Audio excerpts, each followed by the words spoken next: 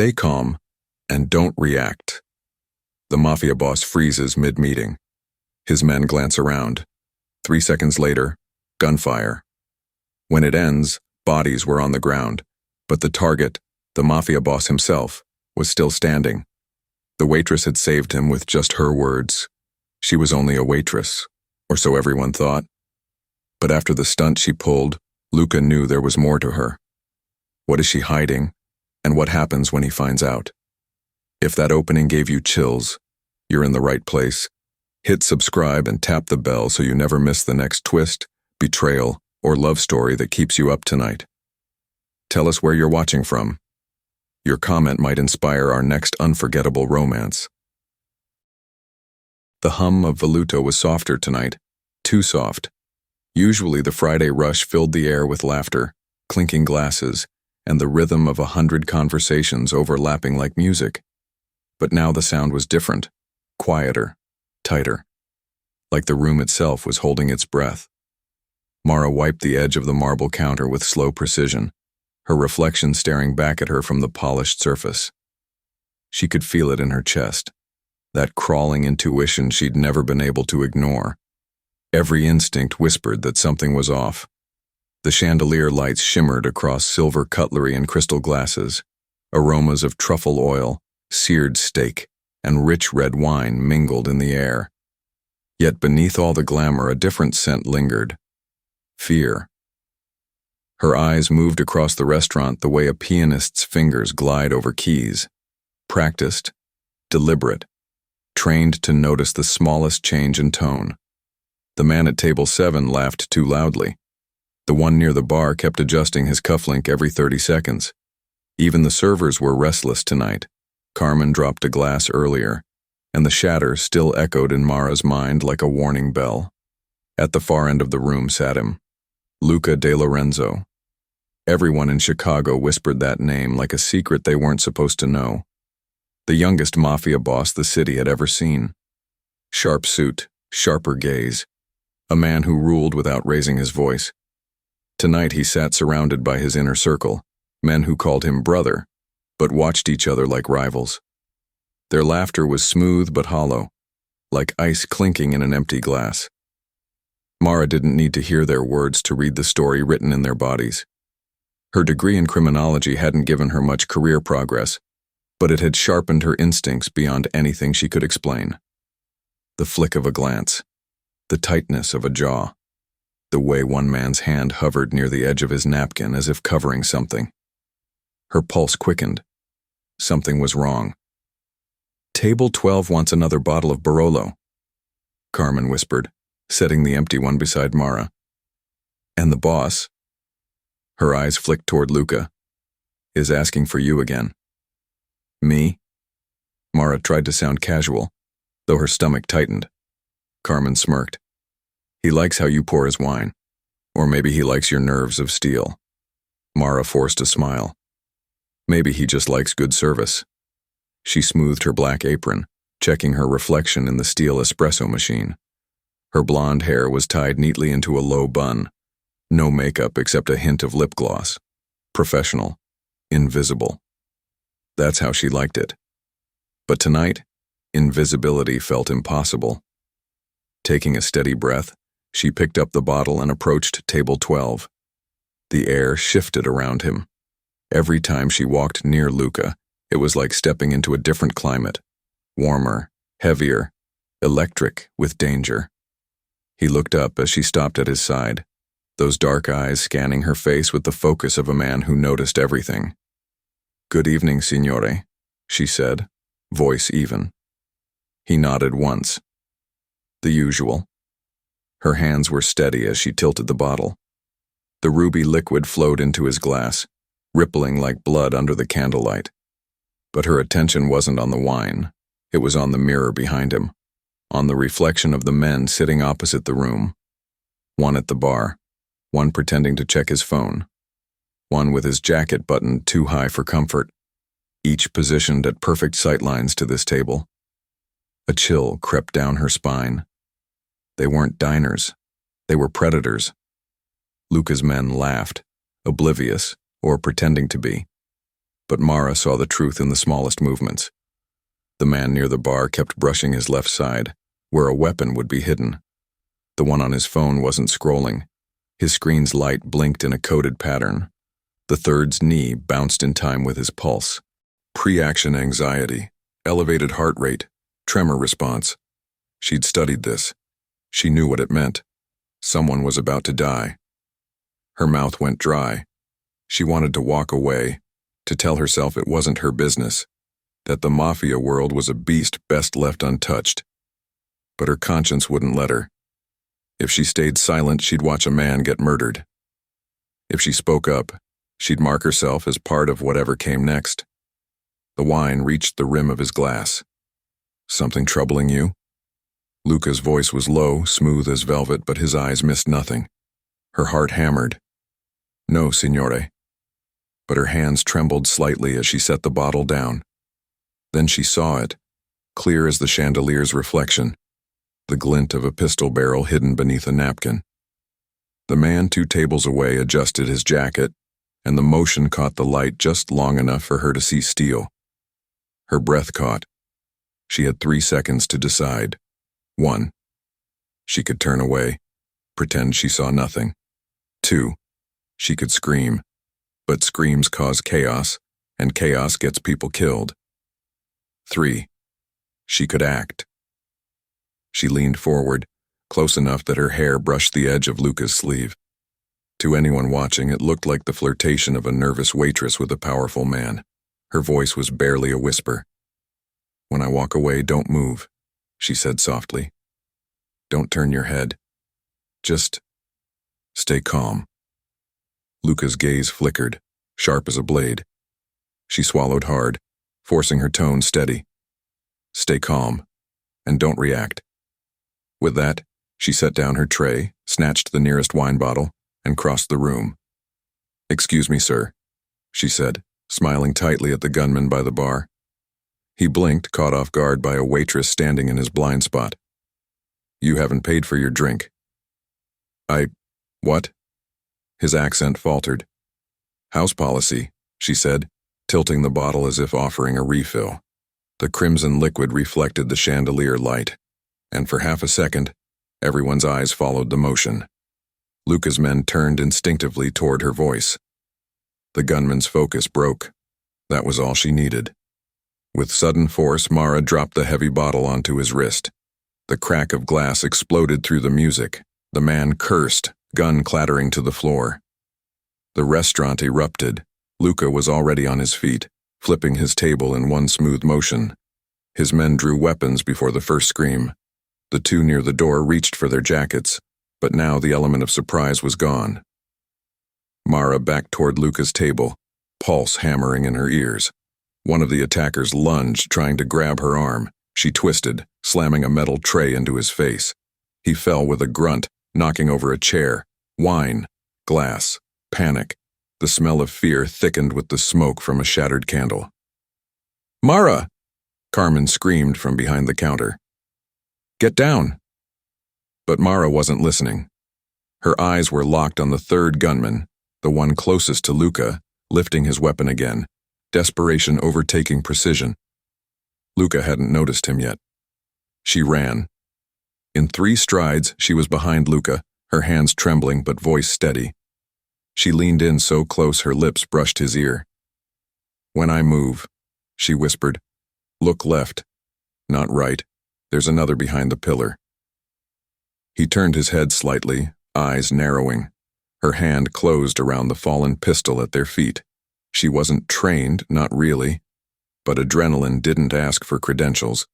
She flung the weapon across the floor toward Luca's guard, drawing the enemy's aim toward herself for one suicidal heartbeat. The shot fired, splintering the wooden column beside her. Before the attacker could realign, Luca's man fired back. 2 cracks of gunfire, a grunt, then silence. Mara's ears rang. The scent of cordite burned her throat. When she dared to lift her head, the bar was chaos. Overturned tables, scattered glass, Luca's men standing amid stunned customers. One of the attackers writhed on the floor, clutching his leg. The others were down or disarmed. For a moment, no one moved. Mara realized she was still standing between Luca and the bodies. Her apron was soaked with wine and fear. Her knees threatened to give out, but she forced herself upright, meeting the stare of the man she'd just saved. Luca's expression was unreadable, half fury, half something far more dangerous. He holstered his weapon, stepped closer, and looked down at her with the kind of calm that froze blood. "Who told you to interfere?" he asked softly. Mara swallowed. "No one. I just saw it." He studied her face, eyes tracing the tremor in her hands, the defiance still burning through her fear.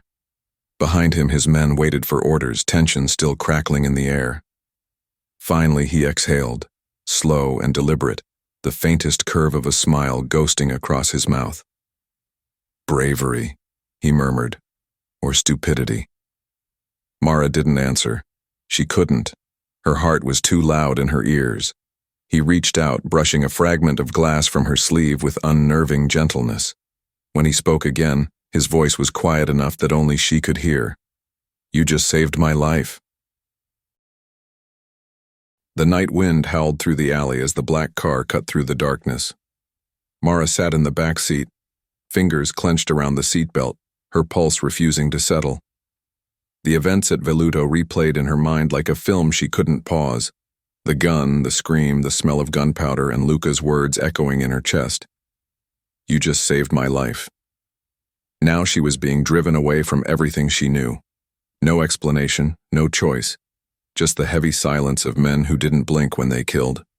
The driver was massive, bald, silent. The man in the passenger seat kept his hand near his jacket, where the unmistakable outline of a weapon pressed against the fabric. Luca sat beside her, his suit jacket undone, shirt collar open, the faintest trace of blood at his cuff. Even disheveled, he radiated control. His presence filled the car like gravity. Cold, commanding, inescapable. "Where are you taking me?" Mara finally managed, voice low, shaky but defiant. Luca's gaze stayed on the road ahead. "Somewhere safe." "Safe?" She laughed, the sound brittle. "You mean somewhere I can't run?" His head tilted slightly. "Would you? After what you just saw?" She said nothing. She didn't know the answer herself. The car turned down a narrow lane that opened into a gated compound, a fortress of glass and steel perched above the river. Security lights swept the driveway as the gates opened silently, admitting them into a world far removed from anything she'd known. Inside, the air smelled of cedar and expensive whiskey. A grand staircase spiraled upward, walls lined with art that probably cost more than her student loans combined. She could almost pretend it was a hotel if not for the men with earpieces stationed in every corner. Luca led her past them without a word. His authority was absolute. No one questioned, no one spoke. At the end of the hall, he stopped before a room with floor-to-ceiling windows overlooking the city. He gestured toward the couch. "Sit." She hesitated, then obeyed. Her legs felt wooden beneath her. He poured 2 glasses of wine, offering one to her. "You handled yourself well." "I was terrified," she admitted. "That's not what I saw." His tone wasn't mocking. It was thoughtful, analytical. "You noticed details even my men missed. You recognized formation patterns, read intentions. You moved without freezing." She tried to meet his gaze, but it was like looking into a storm. "It's what I studied," she said quietly. "Criminal psychology, behavior analysis." Luca leaned back, swirling the wine. "A waitress who studies killers." "A graduate who couldn't find work," she corrected. "Restaurants pay faster than research grants." His mouth curved, not quite a smile. "You read people for a living, then you read me." The challenge in his voice made her pulse jump. She shouldn't answer, but she couldn't stop herself. "You don't trust anyone. You plan 3 steps ahead, even when you pretend to relax. And you're angry. Not because someone tried to kill you, but because you didn't see it coming." A flicker of something passed through his eyes. Amusement, maybe, or admiration? And you? What are you hiding behind that steady voice? Her laugh was quiet, bitter. Debt. A useless degree. A one-room apartment that leaks when it rains. You can read me all you want, but I'm not interesting enough for your world. He set his glass down, eyes sharp. Interesting enough to save my life. The words hit harder than they should have. Luca turned away, looking out over the glittering skyline. The man you stopped tonight wasn't just a gunman. He was family. Blood. Betrayal runs deep in my world, Mara. I don't forget debts. She swallowed. So what does that make me? A debt? He glanced back at her, expression unreadable. It makes you valuable. Her stomach twisted. To what extent? To the extent that if you walk out now, every rival I have will want you dead by sunrise. The room felt smaller suddenly, the air heavier. So I'm a prisoner. He stepped closer, the faint scent of smoke and cologne surrounding her. Protected, he corrected softly. Not a prisoner. Protected until I decide it's safe. Her instincts warred with logic. She'd seen his men's precision, the way they obeyed his slightest nod. She wasn't in control here, and yet he hadn't hurt her. He hadn't even raised his voice. Why me? She asked quietly. Luca's gaze dropped to her hands, still trembling slightly around the untouched wine glass. Because you saw what most people don't. You see the truth before it speaks. Something unspoken passed between them, an understanding neither wanted to admit. He wasn't thanking her out of obligation. He was intrigued. He reached for his jacket, removed a small velvet pouch, and placed it on the coffee table. Inside was a silver bracelet, simple, elegant, but fitted with a faint metallic sheen she recognized instantly. A tracker, she said. Protection, he corrected again, for as long as you're under my watch. She wanted to refuse, to throw it at him and demand her freedom, but reason whispered otherwise. The man she'd seen bleeding in the candlelight was not one to cross, and something about his quiet intensity made defiance feel pointless. Luca motioned to one of the guards by the door. Prepare the guest suite. I'm not staying, she said. His eyes found hers. You are, until I say otherwise. Her breath caught, fear and something else, something dangerous, curling beneath her ribs. Later, when she was alone in the suite, she couldn't sleep. The sheets were silk, the view spectacular, but her thoughts refused to quiet. Every time she closed her eyes, she saw Luca's face, controlled, unreadable, haunted. What kind of man carried that much power and still looked that lonely? She rose, walked to the window, and stared out over the city. Cars moved like veins of light below, pulsing through Chicago's midnight arteries. Somewhere out there, her old life still existed. The apartment, the bills, the smell of burnt coffee. She wondered if she'd ever see it again. A knock came at the door. Enter, she said cautiously. Luca stepped in, no guards this time. The moonlight softened him, casting silver along the edge of his jaw. You didn't drink, he said, nodding toward the untouched wine on the table. I didn't want to wake up somewhere worse, she replied dryly. A low chuckle escaped him. You're sharper than my men. Is that supposed to comfort me? He moved closer, stopping a few feet away. You shouldn't be afraid. I am, she admitted, but I think you already knew that. For the first time, his gaze softened. Fear keeps you alive. But curiosity? His voice dropped to a whisper. Curiosity gets people killed. Mara held her breath, unable to look away. He studied her for a moment longer, then turned for the door. Sleep, Mara. Tomorrow we talk about how you learned to see like that. When the door shut behind him, she exhaled the air she hadn't realized she'd been holding.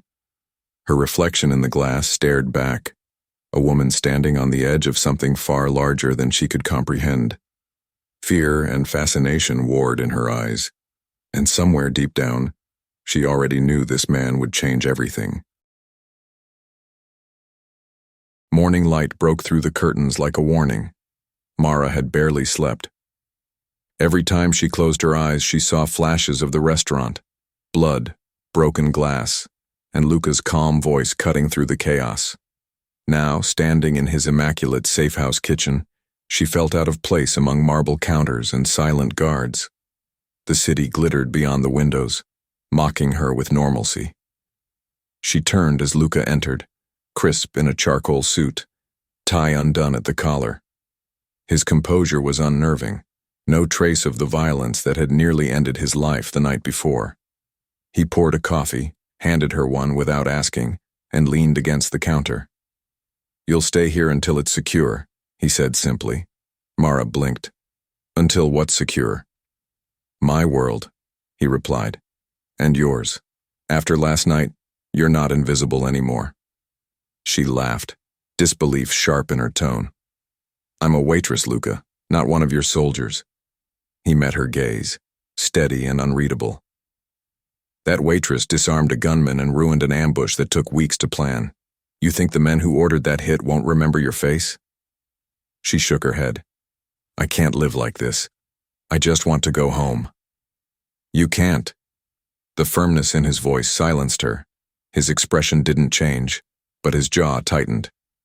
"The man who pulled that trigger wasn't working alone. He had a cousin inside my circle, a cousin I trusted. That betrayal makes you leverage." "Leverage?" Her voice trembled. "You mean bait." "If I wanted bait," he said quietly, "you wouldn't be sitting here drinking coffee." Silence stretched. Outside, a helicopter thudded faintly across the skyline. Mara set down her cup. "I didn't ask to be part of this." "No one ever does," he murmured. He started to walk away, then stopped at the door. "Stay close to Sophia if you leave this floor. She'll see that you're protected." "Protected," she echoed under her breath when he was gone. The word sounded more like trapped. By afternoon, she couldn't take the stillness anymore. She borrowed a coat from the guest closet, slipped out before the guards could object, and took the train across the city. The world outside felt distorted, louder, harsher, colors too bright after the hush of Luca's domain. Her apartment door was ajar. The first thing she noticed was the smell, stale smoke and perfume she didn't own. The second was the silence. The walls felt wrong, violated. Her few possessions lay scattered, drawers pulled out, cushions torn open. She moved carefully through the small space, trying to breathe through the panic rising in her chest. Her laptop was gone. So was the small folder where she'd kept her university transcripts and old behavioral notes. Whoever did this wasn't looking for money. They were looking for information. The phone on her counter rang. She froze. Unknown number. "Mara Hayes," she said cautiously. Luca's voice came through the line, smooth but edged with steel. "You didn't listen." Her knees weakened. How did you know?" "I know everything that concerns me." His tone darkened. "2 of my men followed you from the train. When they saw the door, they went inside." Her heart hammered. "You're spying on me now?" "I'm keeping you alive," he snapped. Then, softer. "Stay where you are. Don't move." Within 15 minutes, black cars filled the street below. Luca entered the apartment like a storm, silent, dangerous, flanked by men in suits. He glanced once at the wreckage, then at her. They left a message. He handed her a torn scrap of paper from the kitchen counter. Scrawled in red marker were 5 words. "You saved the wrong man." Her stomach dropped. "What does that mean?" "It means," Luca said, voice low, "that whoever did this knows exactly how to hurt me." She stared at the mess around her, the overturned photos, her broken lamp, and realized with dawning horror that this wasn't about him anymore. They'd come for her. I can't go back to work like this," she whispered. "You won't," he said. "You'll work for me." She turned sharply. "Excuse me?" He gestured toward the door, where his men were photographing the scene. "You said you studied psychology, behavioral analysis. You'll use it to help me vet the people around me. No one joins my organization without passing your review." She stared at him, stunned. "You can't be serious." "It's safer than waiting tables," he replied coolly. "You'll have your own office, your own staff. Sophia will brief you. I don't want to be part of your world." He stepped closer, and suddenly the room felt too small. "You already are, Mara. The moment you picked up that wine bottle, you stepped into it. Now you survive it." His nearness set her pulse racing, not entirely from fear. There was something magnetic about him, something that made her want to argue just to see what he'd do. "Is this your way of saying thank you?" she asked. He smiled faintly. "No, this is my way of repaying a debt." The following morning, Luca's headquarters did not look like a criminal empire. It looked like a consulting firm, sleek glass walls, servers humming quietly, employees in tailored suits speaking in low, efficient tones. Mara followed Sophia down a corridor lined with security panels and surveillance screens. "This way," Sophia said. Her tone was brisk, professional, but her eyes flicked toward Mara with faint sympathy. "Mr. De Lorenzo doesn't usually let outsiders in." "I noticed," Mara muttered. Sophia opened a door into a smaller private office. A laptop, files, and 2 monitors waited for her. On one screen scrolled digital profiles of men and women, body language clips, interview transcripts, psychological assessments. "These are his recruits," Sophia explained. "You'll flag anyone with deception markers or unstable traits. He wants your instinct on who can be trusted." Mara sat, hands hovering over the keyboard. She'd never imagined her academic training would land her in a Mafia screening department. "And if I'm wrong?" she asked. Sophia hesitated. "Then someone dies." The bluntness hit hard, but so did the realization. He trusted her judgment enough to risk blood over it.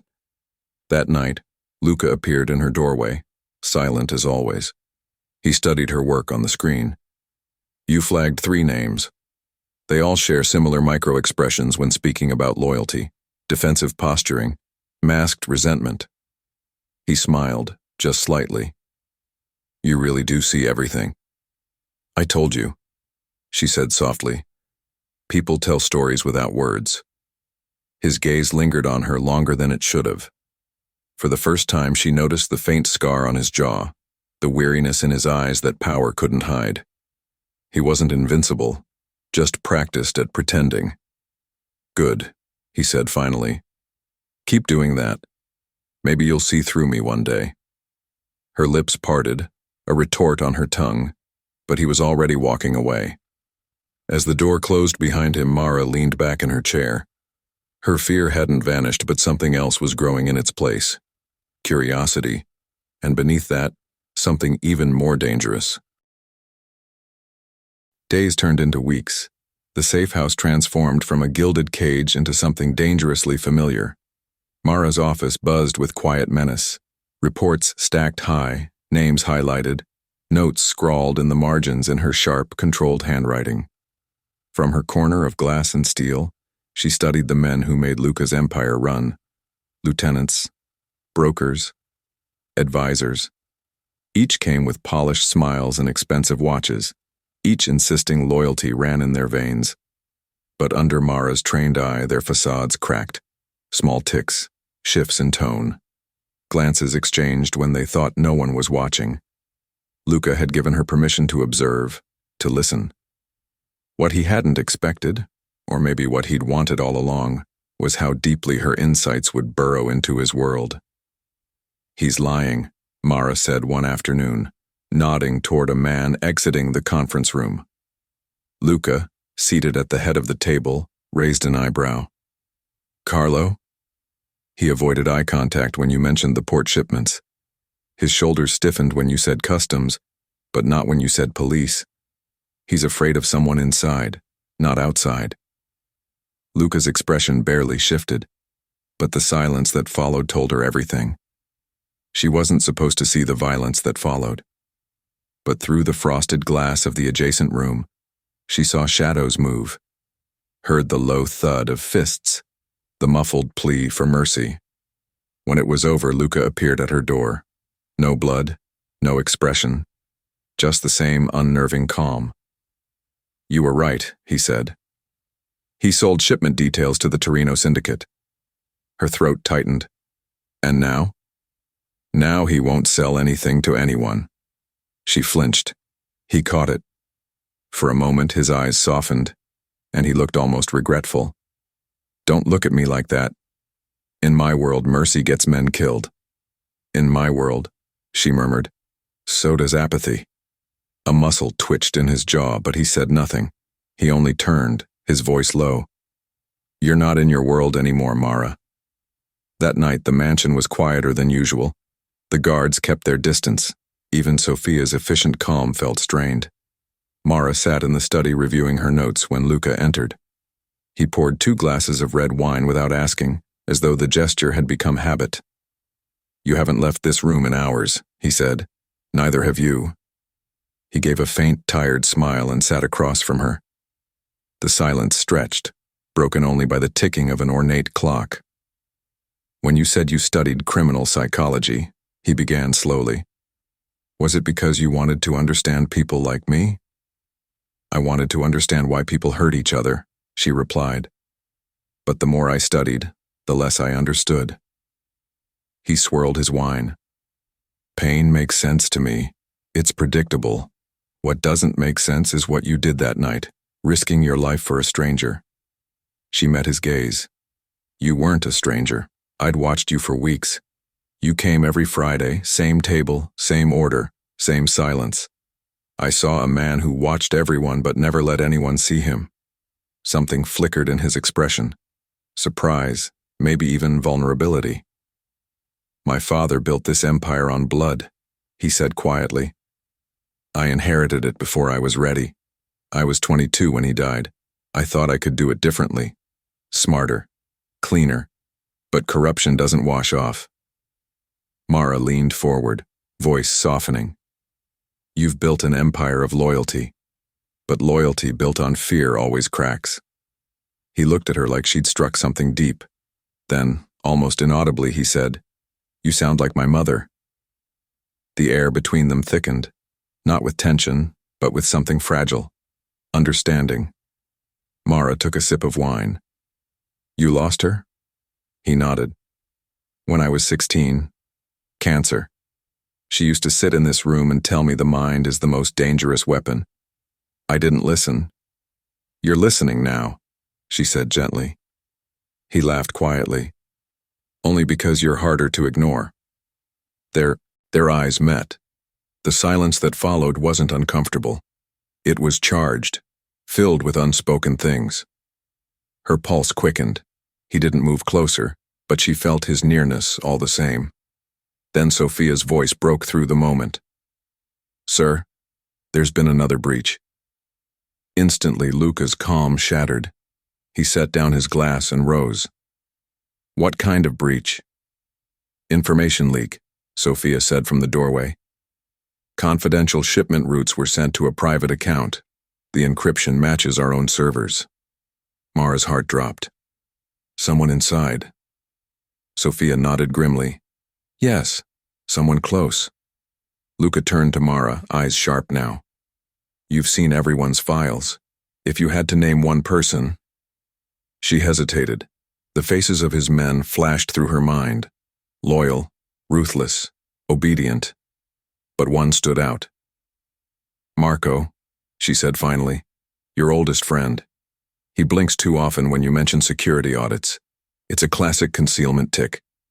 And he's always the first to defend your decisions in front of others. A guilt mechanism." Luca's expression darkened, a shadow crossing his features. "Marco's been with me since childhood." "I know," she said softly. "That's why it hurts to consider it." He didn't respond. He turned toward the window, staring out into the black stretch of the lake beyond. "You're asking me to believe that family betrayed me twice." "I'm asking you to look where it hurts," she replied, "because that's where the truth usually hides." The words lingered. Luca's jaw tightened. If you're wrong, then you can fire me, she said. Or worse.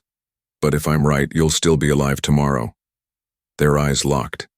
The power dynamic between them shifted, not just boss and subordinate, but equals bound by something deeper than duty. Finally, he nodded once. Sophia, pull Marco's logs. Quietly. As Sophia left, Luca turned back to Mara. You have a dangerous mind, Mara. I could say the same to you.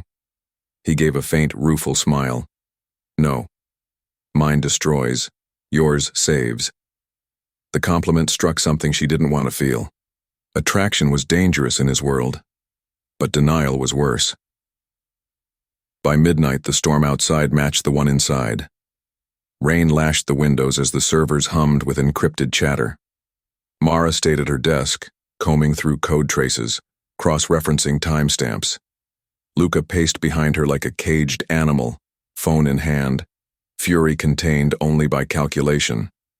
When the truth finally appeared on her screen, a data transfer originating from Marco's credentials, her breath caught. She turned slowly. It's him. Luca stopped pacing. His eyes scanned the evidence, and all the air seemed to leave the room. He immediately called for Marco. For the first time, she saw the man behind the power fracture, betrayal cutting through him like glass. He took a long, slow breath. I'll need you to leave the room, Mara. Her heart twisted. What are you going to do? What I have to. Luca, don't go, he said softer now. Please.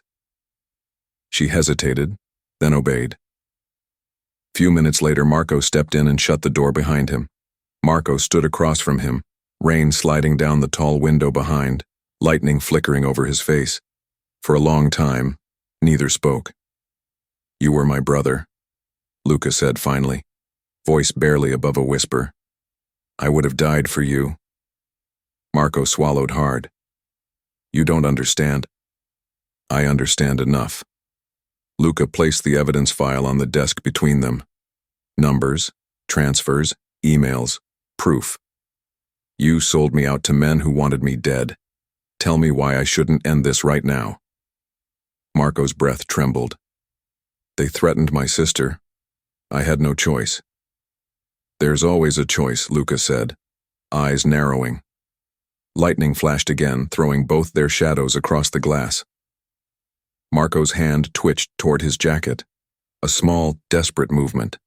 Luca's gun was out before the sound of fabric even shifted. One sharp report cut through the air. Marco fell backward, eyes wide with disbelief, the echo swallowed by the storm outside. For several long seconds, Luca didn't move. The smell of gunpowder mingled with rain seeping through the cracked window. He walked to the body, knelt, and closed Marco's eyes with a trembling hand. I would have protected her, he murmured. All you had to do was trust me. When he finally rose, his expression had changed. The fury was gone, replaced by something quieter, grief wrapped in iron. He wiped the gun, set it carefully on the desk, and stared at the empty space between two framed photos, one of him and Marco as teenagers, the other, his late mother smiling faintly in softer times. Outside the office, thunder cracked, drowning the sound of what followed. The sharp report of a gunshot, the echo swallowed by rain. By the time he stepped back into the hall, Luca De Lorenzo was composed again. But the man beneath the mask had bled something he'd never get back. The storm had quieted. His shirt was a bit rumpled, eyes hollow, but steady. It's done, he said simply. Mara wanted to hate him. Instead, she felt something worse. Empathy. Because the man standing before her wasn't just a crime boss. He was a man losing pieces of himself to survive. And as he brushed past her, their hands brushed. Brief, electric, human. She didn't pull away. Neither did he. Rain blurred the city into streaks of silver and ash the night Mara found it. The kind of night that made truth feel heavier than bullets. She'd been combing through encrypted archives, tracing the threads of an anonymous leak that had been feeding information to the FBI for months. The trail led her to a folder buried inside Luca's private server, marked only with a single letter. A. Curiosity became dread as the contents opened: transcripts, phone logs, and surveillance photographs. And at the center of it all, one name: Adriana Vale, Luca's fiancée. Mara's fingers trembled as she scrolled. The woman he had been meant to marry for power, for alliance, for appearances, the woman who smiled beside him in every magazine cover, was an informant, not coerced, not trapped, willingly reporting every move, every meeting, every kill order. Her heart stuttered. She could still hear his words from days ago. I trust her because she's never lied to me. Now that lie could destroy him. Mara stood outside his office for a long time before knocking. When she entered, Luca looked up, eyes weary from sleepless nights. You found something, he said quietly. She placed the drive on his desk. You need to see this. He plugged it in. For minutes, the only sound was the whir of the laptop and the faint hum of the rain against the glass.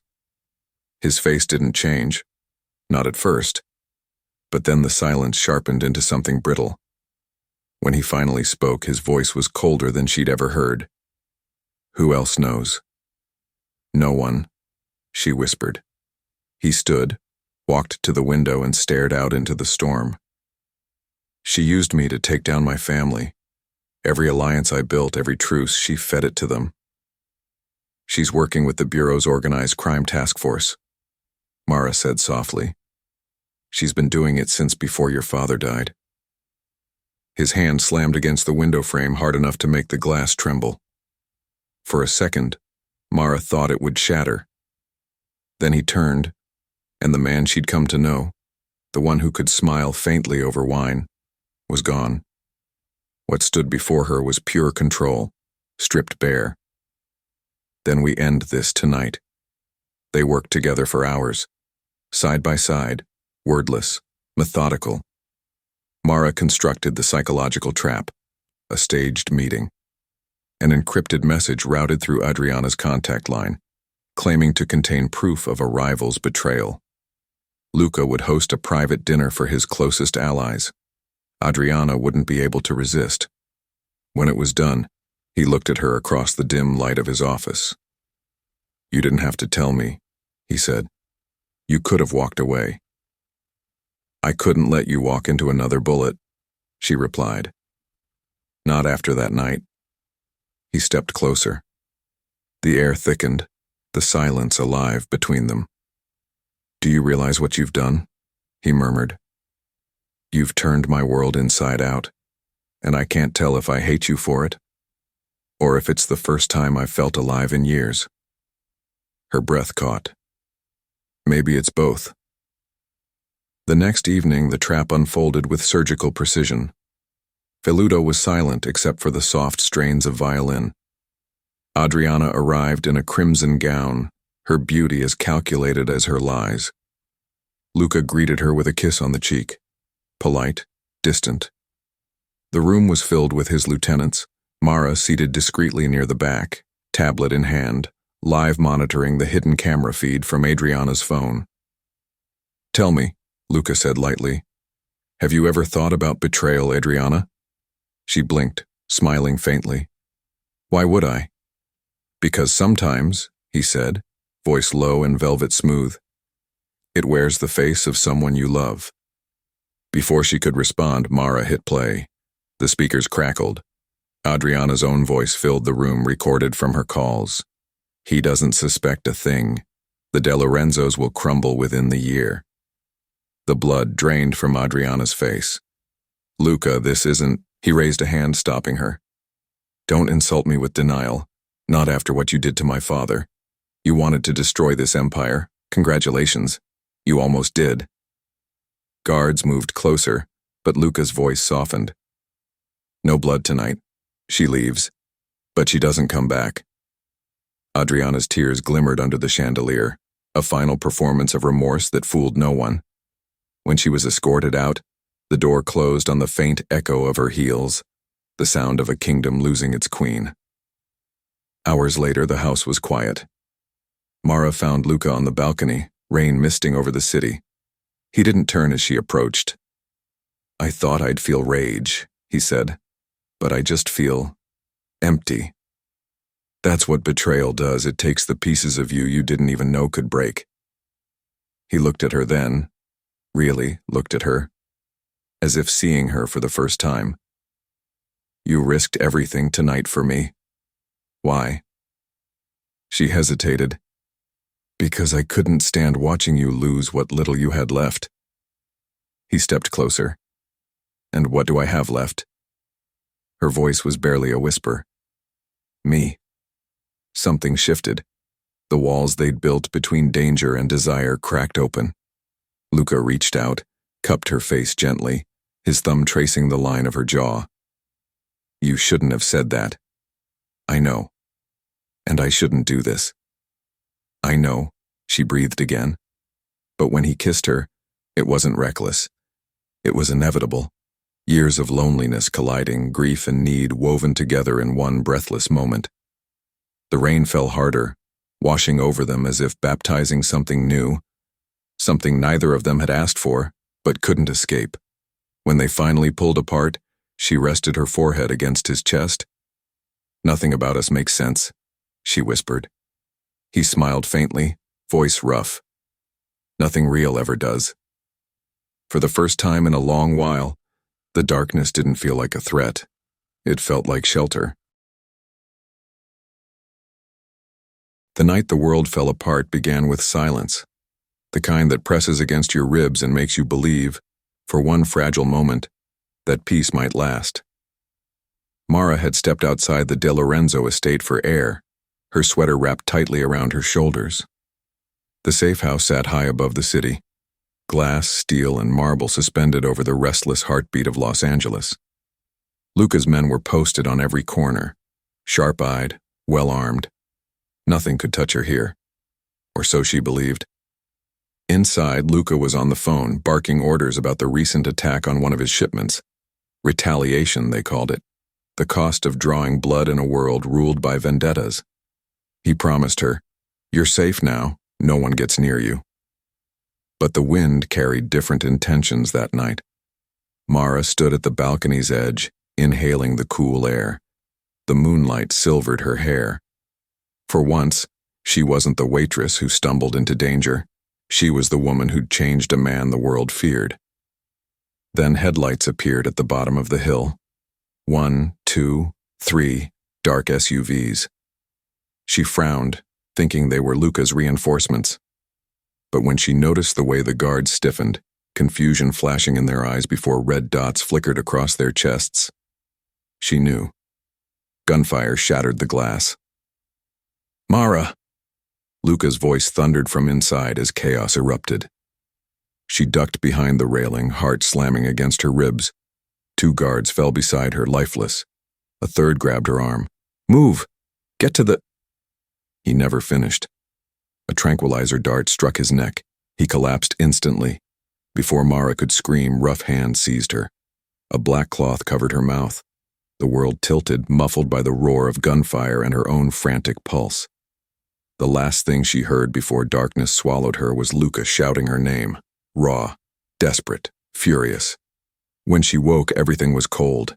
Concrete walls, dripping pipes, the air reeked of iron and oil. She tried to move, but her wrists were bound behind the chair, ankles shackled. Her vision cleared slowly, revealing a single bulb swinging overhead.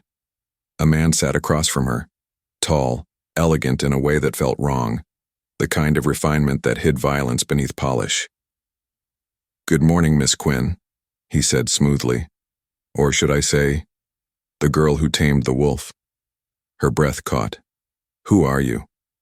"I represent those who lost everything because of your precious Luca," he said. "You could have walked away. Instead, you chose to become his conscience, and now, your leverage." She forced a trembling smile. "You think he'll trade his empire for me?" The man leaned closer, his eyes glinting. "No, but he'll burn it to the ground trying." He rose, nodding to the guard by the door. Make sure she stays alive. For now. When the door shut, the silence that returned was worse than any scream. Time became cruel. Hours blurred into days. The darkness seeped under her skin. Sometimes she imagined Luca breaking through the door, gun blazing. Other times she imagined him giving up, deciding she wasn't worth another war. She hated that the thought hurt more than the ropes cutting into her wrists. She replayed their story in fragments. The restaurant, the whisper, the night he told her she'd saved his life. She remembered the way his eyes softened only when he looked at her. The way he'd said, "You shouldn't have said that," before kissing her. And she laughed through her tears, whispering into the emptiness, "I saved a killer, and I fell in love with one." Back at the estate, Luca's world was unraveling. 3 safe houses hit, his lieutenants turning on one another. Every ally he'd trusted questioning his leadership, now that his judgment had been clouded by a woman. He sat alone in his office, lights off, staring at the security feed that showed nothing but static from the night of her abduction. "She's gone," his second-in-command whispered. "We don't even know who took her." Luca's jaw clenched. "Then we find out. If I have to kill every man between here and hell, we find her." "Boss!" He slammed his fist on the desk. The wood cracked. "Do you think I care about the cost?" His voice broke then, softer, strangled. "She's all I have left." The days blurred. He couldn't sleep, couldn't think. Every plan he made fell apart under the weight of loss and guilt. He replayed her last smile before she stepped outside. That half-turn, that moment where he almost called her back. Almost. He poured himself another drink, staring out at the storm clawing at the horizon. "Tell me, Mara," he muttered into the darkness. "What do I do now that you're gone?" His reflection in the glass looked like a ghost, a man stripped of his empire, his peace, and his reason. For the first time, Luca de Lorenzo doubted his ability to protect what mattered. Not his throne, not his wealth, but her. Mara's world narrowed to sound. The drip of water, the echo of boots, the whisper of chains when she shifted. But in the dark she found clarity. Fear couldn't own her. Love had made her stronger than that. She began to study the guards' routines, footsteps, voices, even breathing patterns. Somewhere between exhaustion and defiance, her mind started mapping escape routes. Every detail mattered. Every second could save her or kill her. When a guard passed too close, she met his gaze and whispered, "You're not cut out for this life, are you?" He froze. "What did you say?" "You flinch when they scream," she murmured. "You can't stand the smell of blood. You have someone waiting at home." His jaw tightened. "Shut up." She smiled faintly. "I'm a behavioral analyst. I see everything." That night he left her an extra bottle of water. It wasn't much, but it meant cracks were forming, and she'd learned from Luca. Every empire falls from the inside. The cell had grown colder. Days, maybe weeks, bled together until time itself became meaningless. But inside the silence, something inside Mara had hardened. Fear had turned to calculation, helplessness to purpose. She remembered every word Luca had ever said about control. "Never fight chaos with rage, Mara. Fight it with precision." And so she waited, listened, watched. Her captors thought she was broken. They made the mistake of talking near her, laughing about payment, about which rival boss had orchestrated her capture, and how much the FBI was offering for proof of cooperation. She smiled faintly. Information was a weapon, and she'd just been handed the sharpest blade. That night, when one guard stumbled in, drunk and careless, she whispered, "Do you ever wonder why the boss only trusts him with the FBI calls?"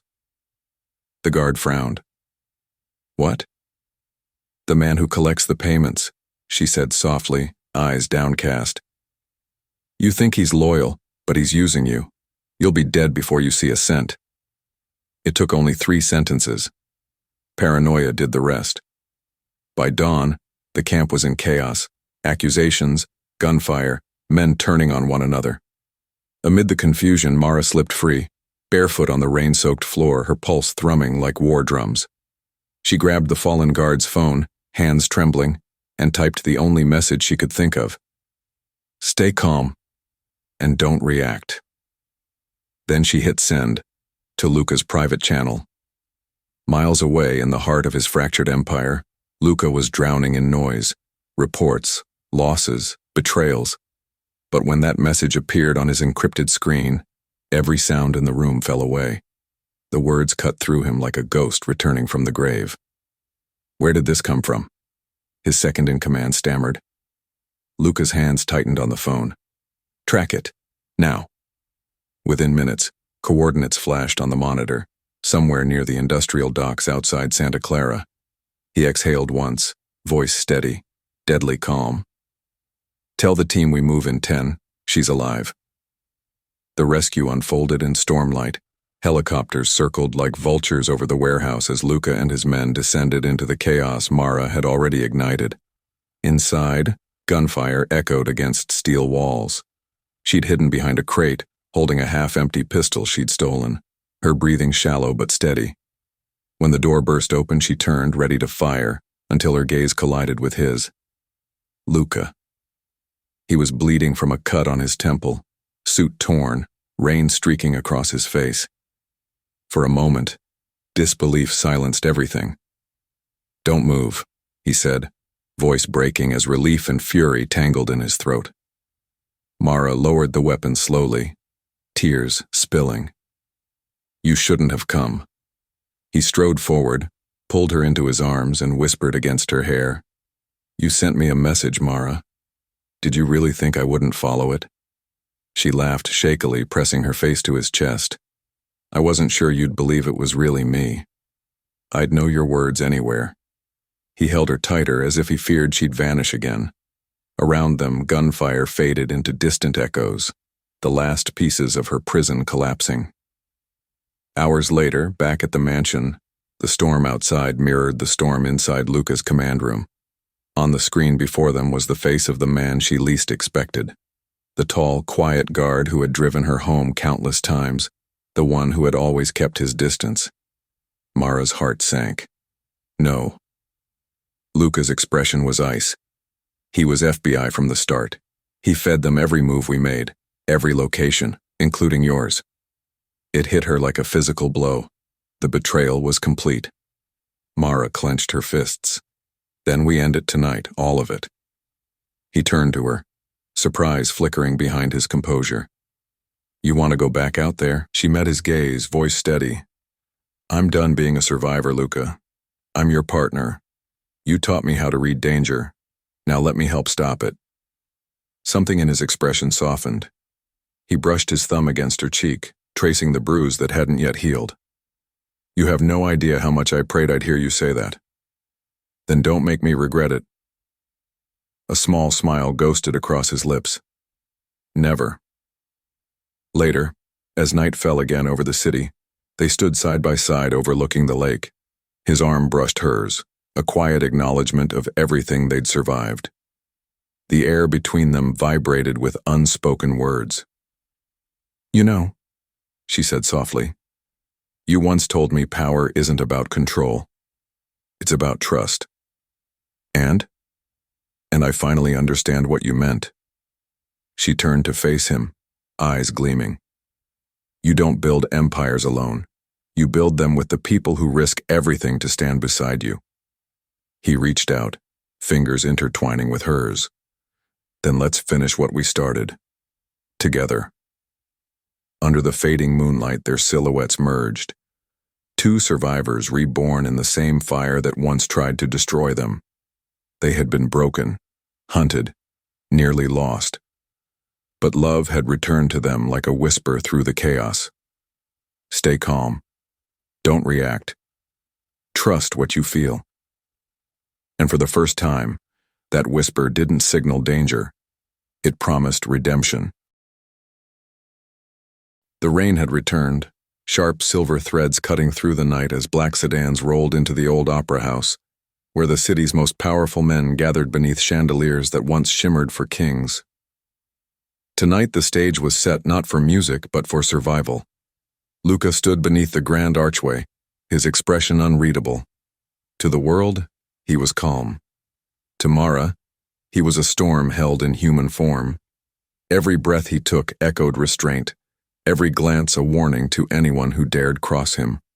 The summit had been arranged as a peace negotiation, a final truce among rival families, hosted under the guise of diplomacy. But Mara had learned that peace in their world always meant someone was preparing to draw first blood. She adjusted the tiny earpiece hidden beneath her hair and whispered, "You're surrounded by men who hate silence. Watch their hands, not their mouths." His lips barely moved. "Always the professor," he murmured, voice soft enough to make her heart falter. She smiled faintly from her position in the mezzanine above. "Always alive, because I learned from you." The meeting began. Dozens of men in tailored suits circled the long mahogany table, masks of civility barely concealing suspicion. Luca took the center seat, a throne in everything but name. Mara watched the scene unfold from the shadows above, eyes sharp, heart steady. As one of the delegates spoke, a slick-tongued consigliere from the Vercetti syndicate, Mara's instincts stirred. His fingers tapped against the glass, not rhythmically, but nervously. His gaze flicked to the left each time Luca's name was mentioned. A micro-twitch in his jaw, shallow breathing, constricted pupils. Then she saw it. A tremor in another man's hand. Not fear, but anticipation. Something was coming. Through the earpiece she whispered the words that had once rewritten both their lives. "Stay calm, and don't react." Luca's posture shifted by a hair. To anyone else he appeared unbothered. But to Mara, that single breath meant he understood. The explosion came from the lower entrance. Smoke, chaos, shouting, all rehearsed signs of betrayal. The chandeliers trembled as gunfire erupted, glass shattering like frozen stars. Luca flipped the table, drawing his weapon with the calm precision of a man who'd faced death too many times to fear it. Through the smoke, he saw her, descending from the mezzanine like a ghost in black, pistol drawn, movements fluid and deliberate. She wasn't the waitress anymore. She was his equal. "Right flank," she shouted. He moved without hesitation, their instincts perfectly synchronized, intellect and violence fused into something almost beautiful. Mara took down one attacker with a single calculated shot, using reflection and sound to predict his position. Luca disarmed another with brutal grace, turning the weapon and ending the threat with the efficiency of a blade through silk. "Two behind you," she cried. He ducked as bullets tore through the space where his head had been seconds before. When the last gunman fell, silence returned, heavy, charged, alive. Smoke curled between them like the breath of something ancient, finally exhaled. One man remained, the Vercetti consigliere, trembling, gun clattering to the floor as Luca approached. "You sold information to the FBI," Luca said quietly.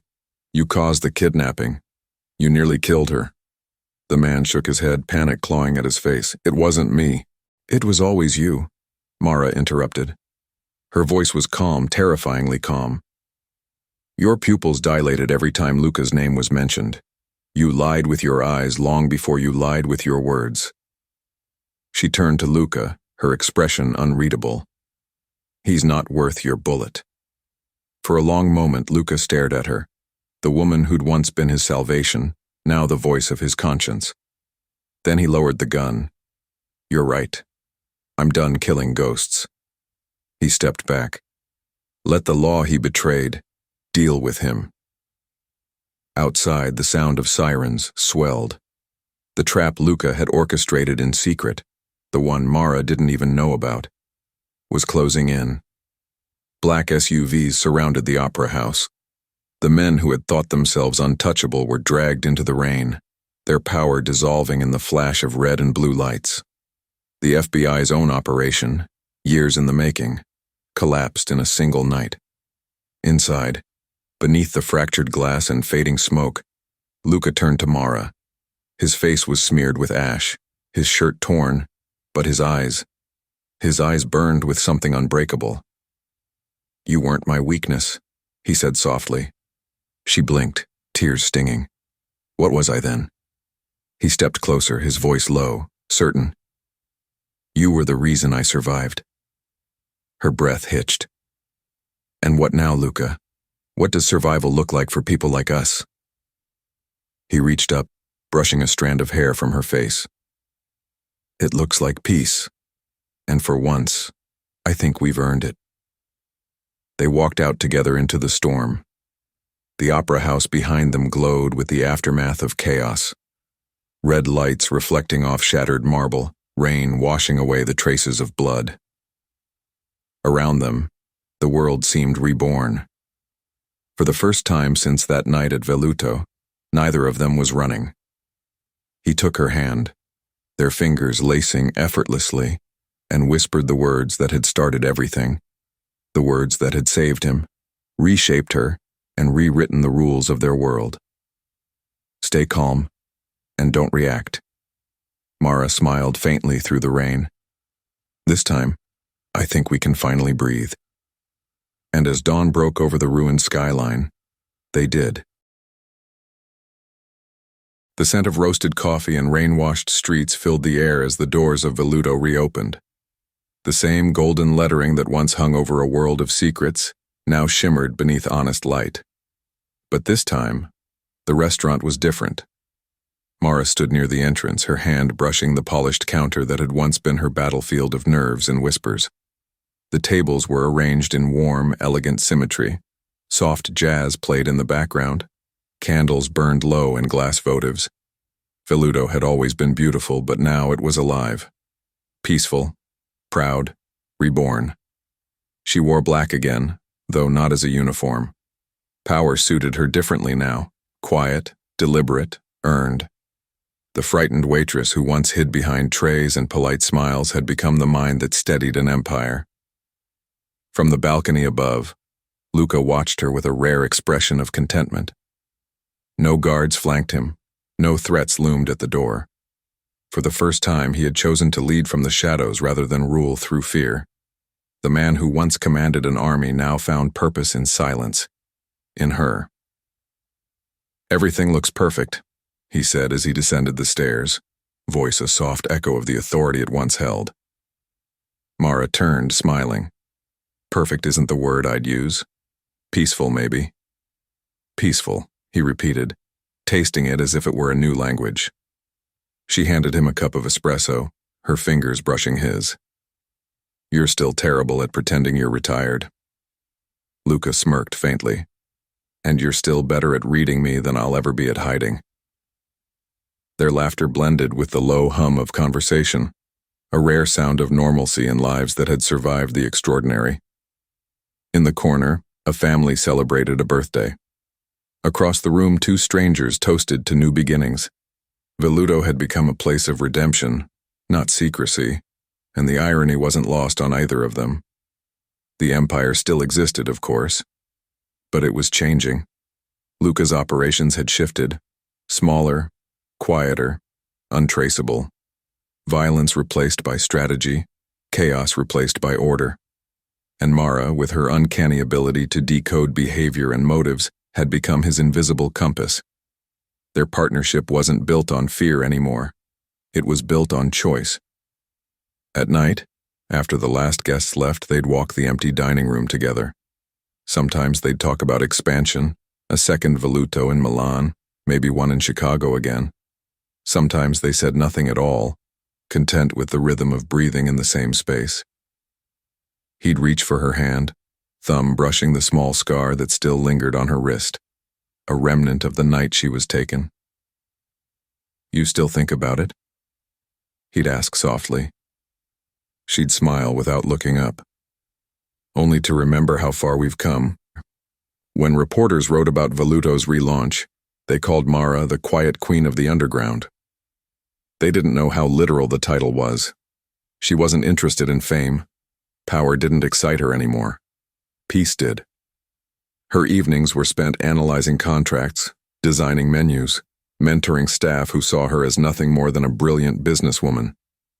None of them would ever guess the blood that once stained the walls of this place, or the fact that the same man who signed the supply orders had once ruled entire syndicates, and that was how she liked it. Mara found herself pausing sometimes by the mirror near the bar, the same mirror where, months ago, she'd caught the reflection of a gun. She'd stare for a moment, tracing her own eyes, realizing how much she'd changed. Back then, fear had kept her alive. Now, love did. On a quiet evening near closing, a sudden storm rolled in from the coast, thunder rumbling like distant memory. The lights flickered once, then steadied. Luca stood by the window, watching the downpour. "You'd think I'd hate the rain by now," he said. Mara joined him, leaning against the glass. "I used to, but somewhere along the way I started to see it differently." "How?" "As proof." She turned to him. "That even after the worst storms, the world finds a way to wash itself clean." He studied her for a long moment, then reached for her hand. "You saved my life that night, Mara, not just from a bullet, from myself." She laughed softly. "You always think it was me who saved you. Wasn't it?" She shook her head, stepping closer. "I told you to stay calm once, but it was you who taught me how to stand still in the storm." The words hung between them, soft, final, true. He bent his head, pressing his forehead to hers, the rain whispering against the glass. "Then we survived it together." "Together," she echoed. Outside, the storm eased into a silver drizzle. The neon Voluto sign flickered once, then glowed steady, like a heartbeat finding its rhythm again. Mara turned off the final light, her reflection fading beside his in the window. Tomorrow would bring new challenges, business deals, whispers of rivals, perhaps even temptation to return to old ways. But tonight, they had peace. And after everything, peace felt like victory. As they stepped out into the quiet street, the city stretched before them. Vast, unpredictable, alive. Mara laced her fingers through Luca's, their steps matching, their shadows merging beneath the lamplight. For once, no one was hunting, no one was running. There was only them, two survivors, two souls rebuilt from ruin, walking into the kind of life neither had ever believed possible. A life where calm wasn't a command. It was a choice.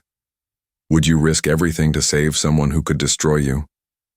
"I already did," she whispered. And with that, the quiet queen of the underworld smiled into the night. No longer hiding, no longer afraid, finally free. Would you risk everything to save someone who could destroy you? Let's talk in the comments.